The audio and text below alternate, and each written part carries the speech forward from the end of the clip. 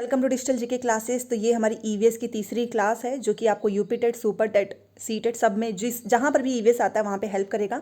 और digital GK classes पे classes होती हैं, 2 क्लासेस हो चुकी हैं। आप प्लेलिस्ट बनी हुई है, ज़रूर देखिएगा। पीडीएफ में टेलीग्राम पे भेजती हूँ जो कि क्लास खत्म होने के बाद ही मिलता है। और चैनल को सब्सक्राइब जरूर कर लेना, क्योंकि मैं देखती हूँ आप में से मोस्टली लोग वीडियो देख लेते हैं बट ना तो सब्सक्राइब करते हो ना ही लाइक करते हो। अगर कोई कमी है तो प्लीज़ मुझे बताइए, बट अगर आपका सपोर्ट नहीं रहेगा तो आगे मैं कैसे वीडियो इतना बना पाऊंगी, क्योंकि इतनी मेहनत लगती है और केवल 1 या 2 हज़ार ही लोग देखते हैं, उस पर लाइक केवल 100 होते हैं। तो प्लीज़ लाइक करें। और ये सारी मेहनत आपके लिए, ठीक है। इस कोर्स के लिए आप अगर कहीं और पे जाओगे तो आपको इसको पैसे देने पड़ते हैं, पेड क्लासेस लेने होते हैं, बट ये मेरा खुद का नोट्स है जो कि मुझे यूपी टेट में बहुत हेल्प किया था। ठीक है, तो चलिए स्टार्ट करते हैं। और आज मैं कुछ क्वेश्चंस भी पूछूंगी आपसे जिसका आंसर मुझे कमेंट बॉक्स में चाहिए आप सभी से। देखिए, सबसे पहले ईवीएस में बहुत से लोगों को ये लगता है कि ईवीएस का मतलब होता है केवल पर्यावरण के बारे में। ऐसा नहीं है। अगर आप यूपी टेट का चाहे किसी भी एग्जाम का प्रीवियस ईयर पेपर, चाहे आप सीटेट का ही उठा लीजिए, आपने देखा होगा उसमें साइंस के क्वेश्चन पूछे जाते हैं। पिछली बार का भी जो हुआ था उसमें इतने साइंस के क्वेश्चन आए थे कि जो लोग बस 1 to 5 की पढ़ के गए थे बुक्स, उनका नहीं हो पाया था। अच्छा, और मेरा तो है कि मुझे स्टार्टिंग से एसएसटी जीएस पढ़ना बहुत पसंद है, बट मैं हूँ तो साइंस साइड से, बट मैं ये सारी चीज़ें भी पढ़ती रहती हूँ। इस वजह से मुझे ईवीएस में काफ़ी हेल्प मिली थी और ईवीएस में मेरे बहुत अच्छे नंबर आए थे। अगर आप मेरा मार्कशीट देखना चाहते हैं तो मैंने अपने मार्कशीट शो किया हुआ है, आप जाकर देख सकते हैं। तो चलिए, ईवीएस में क्या होता है, आपको सब कुछ पढ़ना है। हिस्ट्री, पॉलिटी, ज्योग्राफी, साइंस, सब कुछ। करंट अफेयर भी इवन पूछा था एक बार, तो महिला आयोग का अध्यक्ष पूछ लिया था। बहुत सी चीज़ें पूछ लेती हैं करंट वाले भी। ठीक है, तो चलो स्टार्ट करते हैं। देखिए, सबसे पहले आपको ये पॉलिटी के कुछ इंपॉर्टेंट चीज़ें मैं आपको पढ़ाऊंगी, और मेरा काम है ना आपको बहुत सारी चीज़ें नहीं पढ़ाना, लिमिटेड चीज़ें पढ़ाना, ताकि आप अच्छे से उसको रिकॉल कर पाएँ। वैसे मैं पॉलिटी के बहुत सी चीज़ें भी आगे, साइंस की चीज़ें भी बताने वाली हूँ, तो आप चैनल से जुड़े रहें। उद्देश्य प्रस्ताव, आपको पता है ये क्वेश्चन पता नहीं कितनी बार पूछा होगा, 1000 बार पूछा है। उद्देश्य प्रस्ताव को कब प्रस्तुत किया गया था, क्योंकि यूपी टेट है जहां पर आपको डेट वगैरह से चीज़ें याद करनी पड़ती हैं, तो याद रखना है 13 दिसंबर 1946। बट एग्जामिनर ने आपको पता है ट्विस्ट क्या किया, क्योंकि मोस्टली लोग ना ये याद करके जाते हैं कि उद्देश्य प्रस्ताव 13 दिसंबर 1946। उसने पूछ लिया कि उद्देश्य प्रस्ताव जो है पारित कब हुआ था। अब जो लोग ये पढ़ के नहीं गए थे उनको समझ में नहीं आ रहा था, वो लोग 13, क्योंकि ऑप्शन में ये वाला भी दिया हुआ था, 13 दिसंबर भी था, वो ये टिक करके चले आए थे, गलत हो गया। देखो, पारित जो है ना वो 22 जनवरी 1946 को हुआ था और प्रस्तुत हुआ था 13 दिसंबर 1946 को। तो इसको याद रखना है, और एक बार में नहीं होगा, आपको हर दिन रिवीजन करना होगा। तो ये दोनों डेट आपको याद रखना है। और कल बोल रहे थे आप में से बहुत से लोग की हैंडराइटिंग समझ में नहीं आ रही, वो मेरा पुराना ही नोट्स था इसलिए और उसी से मैंने किया था। ये सब कुछ मैंने आप सभी के लिए फ्रेश लिखा हुआ है, तो थोड़ा सा समय इसलिए लग जाता है वीडियो आने में, क्योंकि सब कुछ मुझे अकेले करना है। अब देखो, मौलिक अधिकार जिसे हम फंडामेंटल राइट पूछते हैं, इससे 1000 बार क्वेश्चन पूछता है ना कि वर्तमान में कितने हैं और पहले कितना था। तो आपको याद रखना है कि वर्तमान में तो 6 हैं, बट अगर पूछे पहले कितना था तो पहले हमारा 7 था। मौलिक अधिकार मतलब फंडामेंटल राइट।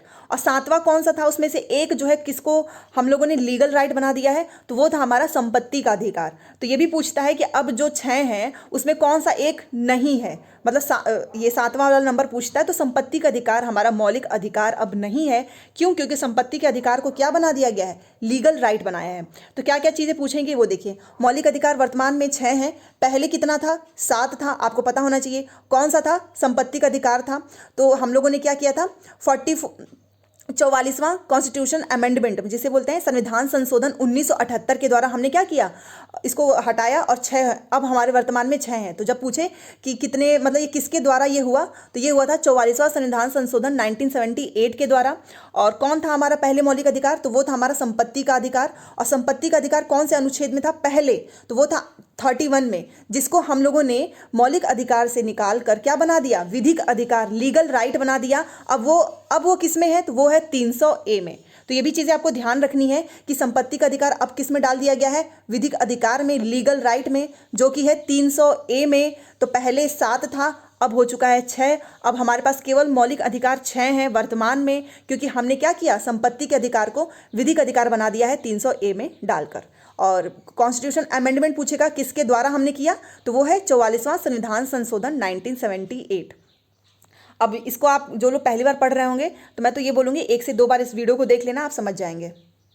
अब कुछ आर्टिकल पूछा हुआ है यूपी टेट में, चाहे हर एग्जाम में, सुपर टेट में भी पूछा था, वो आपको ध्यान रखना है। आर्टिकल 14 मतलब अनुच्छेद 14 में क्या है, विधि का शासन है, और ये तो याद ही करना पड़ता है, इसका कोई दूसरा सब्स्टिट्यूट नहीं है। तो आर्टिकल 14 विधि का शासन। आर्टिकल 16 में क्या है, नौकरी आरक्षण है। 39A में 39A में क्या है, तो वो है निःशुल्क विधिक सहायता। और किस अमेंडमेंट के थ्रू बना था, तो 42वां संविधान संशोधन 1976, ये भी आपको ध्यान रखना है। 48A में क्या है, तो वो है पर्यावरण संरक्षण। और पशुपालन वाला आर्टिकल आप मुझे कमेंट करके बताना, ठीक है, बहुत आसान है, मैं देखना चाहती हूँ कि आप कितना खुद से पढ़ते हो। 63 है उपराष्ट्रपति से संबंधित है, पूछेगा कि उपराष्ट्रपति का कौन सा इसमें आर्टिकल उनसे संबंध रखता है, तो आपको पता होना चाहिए। और राज्यपाल का कौन सा है, 153 है। और निर्वाचन आयोग का कौन सा है, तो वो है 324। याद रखना, निर्वाचन आयोग का अनुच्छेद है 324 और ये लागू कब हुआ था, 25 जनवरी 1950। कई बार क्वेश्चन पूछता है कि 25 जनवरी को कौन सा दिवस है, कौन सा मनाते हैं, निर्वाचन आयोग 1950 है। आपसे ये समय भी पूछ सकता है ना कब हुआ था, तो इसलिए पूरा नाम पूरा ये याद रखना, 25 जनवरी 1950। और ये आपका होमवर्क है, आप मुझे हेड इनके बताओ, मुख्य निर्वाचन आयुक्त करंट में कौन है, ठीक है, ये होमवर्क है। और जो भी सही बताएगा उसके कमेंट को मैं लाइक करूँगी। चलिए अब आगे का क्वेश्चन देखते हैं। पौधों में प्रकाश संश्लेषण, अब ये आपका साइंस स्टार्ट हो रहा है क्योंकि साइंस के क्वेश्चन भी पूछा है। पौधों में प्रकाश संश्लेषण की क्रिया में सहायक तत्व, तो वो है मैग्नीशियम। मैग्नीशियम जो है वो पौधों में प्रकाश संश्लेषण की क्रिया में क्या करता है, सहायता करता है, मैग्नीशियम, Mg जिसे बोलते हैं। बॉटनी ऑफ फादर किसे बोलते हैं, तो वो है थियोफ्रैक्टस, ठीक है, याद रखिएगा, थियोफ्रैक्टस बॉटनी ऑफ फादर है। अच्छा, ये क्वेश्चन सीटेट में भी पूछा था और यूपीटेट में भी पूछा है। और सबसे बड़ा फूल जो है वो रेफ्लेसिया है, याद रखिएगा, सबसे बड़ा फूल रेफ्लेसिया है, सबसे छोटा फूल वुल्फिया है, तो ये दोनों नाम आपको याद रखना है। अब ये देखो जाइलम फ्लोएम, तो एग्जामिनर का एकदम फेवरेट क्वेश्चन है, हर एग्जाम में पूछता है।